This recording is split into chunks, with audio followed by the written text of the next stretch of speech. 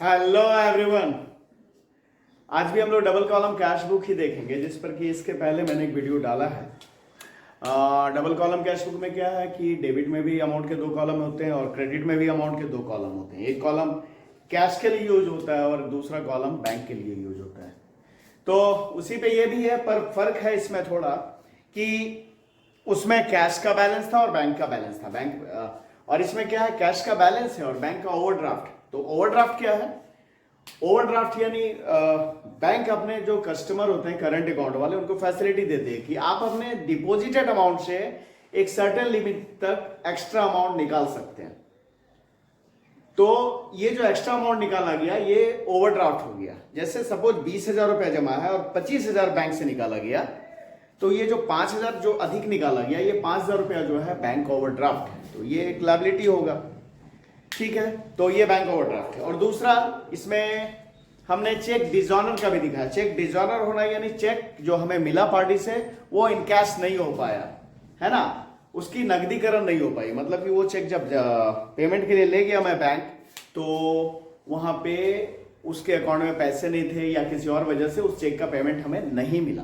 तो ये हो गया चेक का डिजॉनर होना। तो ये दो बात है इसमें अलग। बाकी जो कैश बुक है, डबल कॉलम कैश बुक जैसे बना था वैसे ही बनेगा। तो देखते हैं। पहले तो फॉर्मेट सवाल हमने लिख रखा है पहले से। फॉर्मेट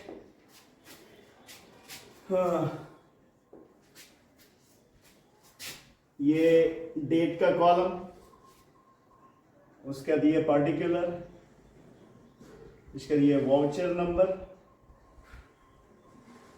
फिर लेजर फॉलियो, फिर दो कॉलम होंगे, इसे ऐसे कर देते हैं,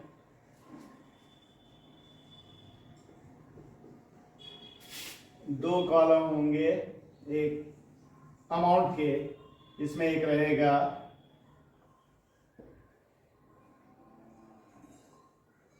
ये अमाउंट का कॉलम है जिसमें एक कैश का, दूसरा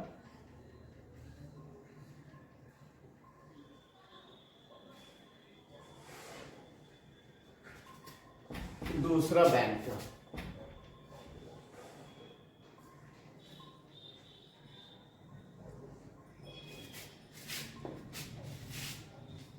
इसे थोड़ा इस तरफ से,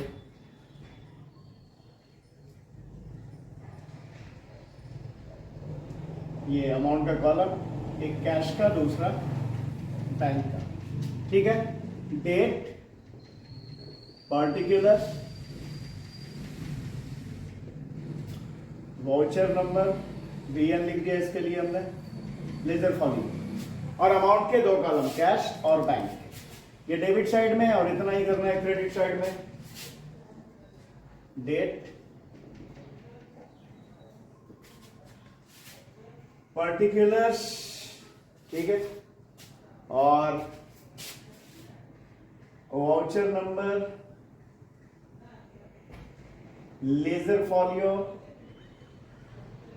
और अमाउंट के दो कॉलम, एक कैश, दूसरा बैंक। अमाउंट का दो कॉलम, एक कैश वाला कॉलम और दूसरा बैंक वाला कॉलम। ये हो गया क्रेडिट साइड में। तो ये रहा हमारा कैश बुक का फॉर्मेट। अब हम लोग एंट्री देखते हैं। इसमें है क्या, पहला जनवरी 1 को है बैंक ओवरड्राफ्ट, यानी बैंक से हमने जितना जमा था उससे ज्यादा पैसा निकाला। तो ये तो लायबिलिटी है और लायबिलिटी का क्रेडिट बैलेंस होता है। तो इसे हम किस तरफ लिखेंगे, इस तरफ लिखेंगे। कितने तारीख को है, 2022 में जनवरी 1 को, बाय बैलेंस BD कितना है भाई, तो 12,000 बैंक का ओवरड्राफ्ट, ठीक है। लास्ट जो बनाया था उसमें क्या था, कैश का भी बैलेंस था, बैंक का भी बैलेंस था। तो टू बैलेंस BD करके हमने दोनों अमाउंट, कैश वाला अमाउंट कैश में और बैंक वाला अमाउंट बैंक में लिख दिया, क्योंकि बैंक में भी बैलेंस पड़ा था हमारा। पर यहाँ पे क्या, बैंक का हमारे ऊपर कर चढ़ गया, ओवरड्राफ्ट कर लिया हमने, तो बैंक ओवरड्राफ्ट को दिखा दिया।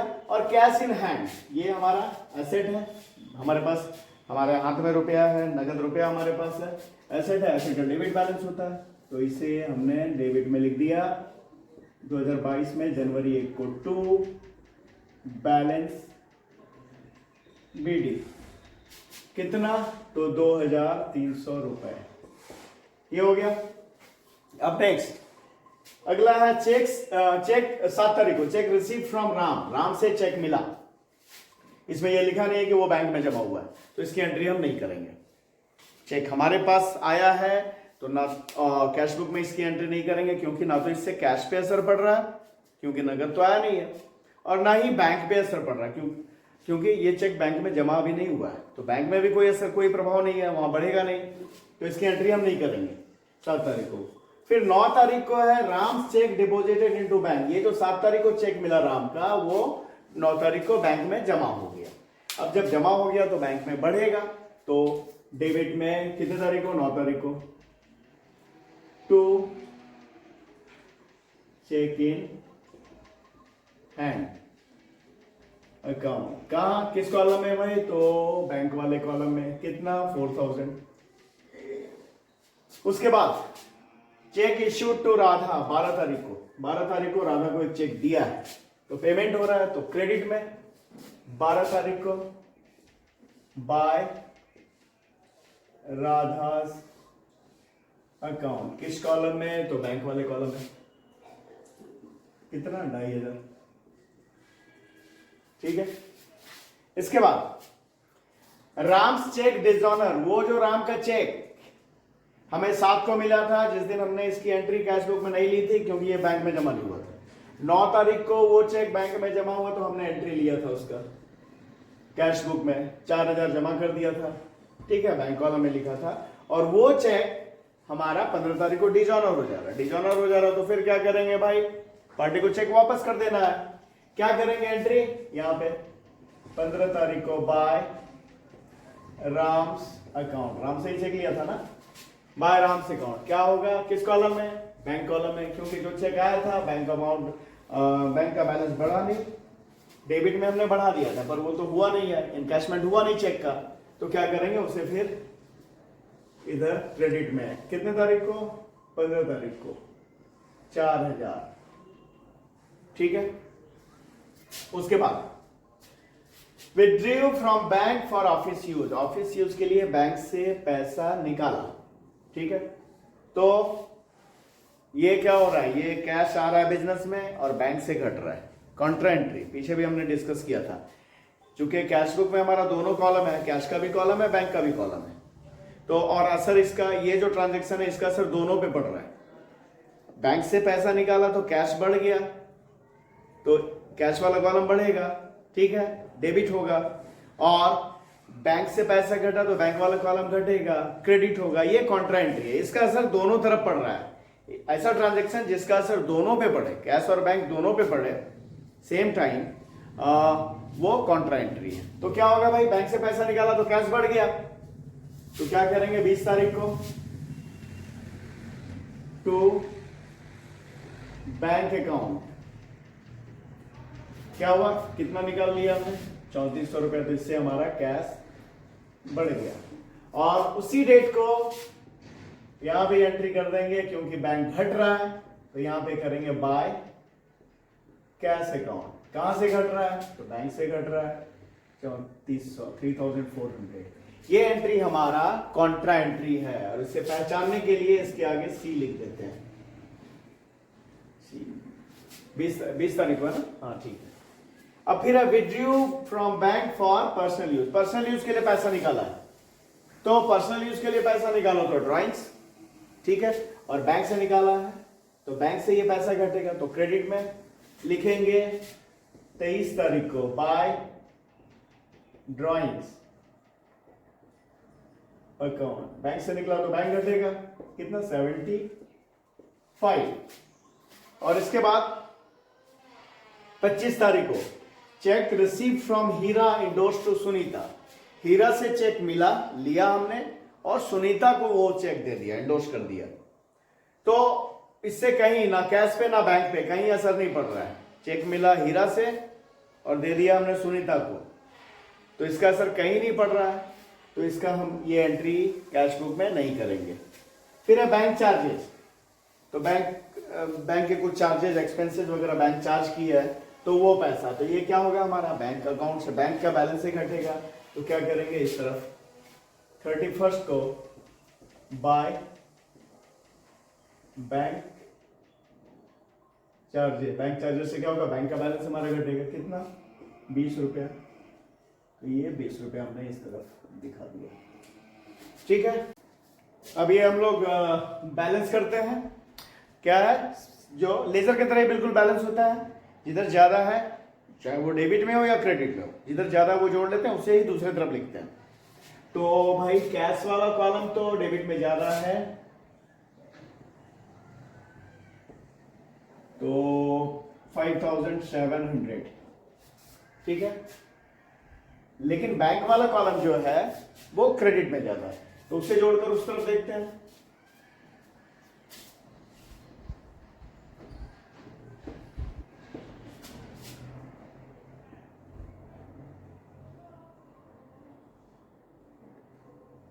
$21,995, 21,995 बैंक वाला का क्रेडिट कॉलम ज्यादा था और कैश वाला का डेबिट कॉलम ज्यादा था। तो पहले कैश वाला बैलेंस कर लेते हैं। कैश का डेबिट में जितना बैलेंस ज्यादा इधर है तो इसी अमाउंट को इस तरफ लिखेंगे 5,700